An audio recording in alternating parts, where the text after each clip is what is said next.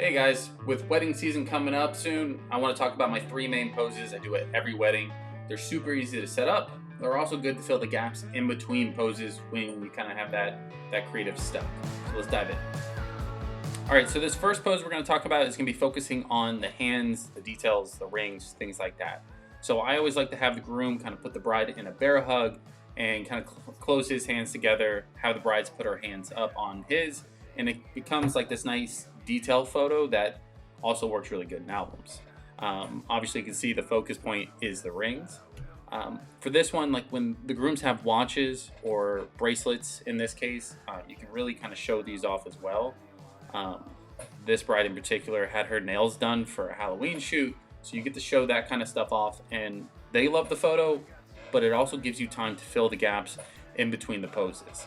Now this one is also where I incorporated the bride a little bit. Had her told her to look down at her hands and kind of made this romantic feeling photo. Black and white kind of helps with that, but all these poses take zero effort to set up. You just say, wrap your hands around her, put your hands up. Most of the time they default to something like this. Now for pose number 2, it's going to be using the veil. I think using the veil in any circumstance is a must. The only time I ever didn't, I got an email from the bride saying, hey, we should have got this.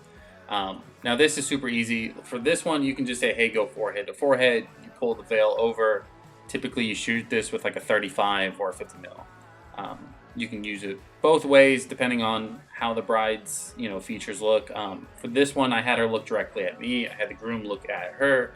And again, I'm using my main photography hand for this photo actually, but you can also go under the veil. This is another popular one that I like doing.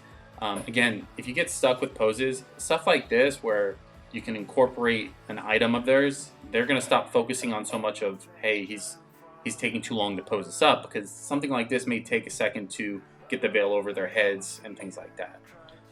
Again, you can interchange these where you can have them face forehead to forehead, touch each other's noses, have the bride look at you. Things like this is gonna help give you multiple photos without having to change them up.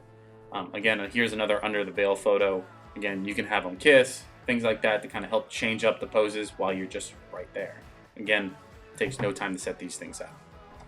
And for pose number 3, which is probably my most favorite one, I don't see a lot of people doing this, but when I do, it's just, I don't know, there's something about it that I really like. It's basically where you have them hold hands, take a step apart away from each other, and look in the opposite direction.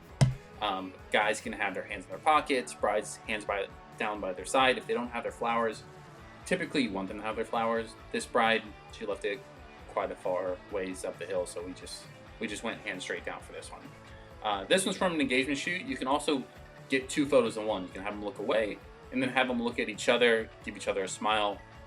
Typically what I would do is have them also go in, embrace, and give each other a kiss, which will get you an extra pose within there.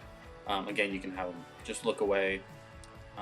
This is an example with the bride looking away with the flowers down. See, I like that a little bit better than just hands straight down. So maybe try to make it a focus to have the bride's flowers in hand.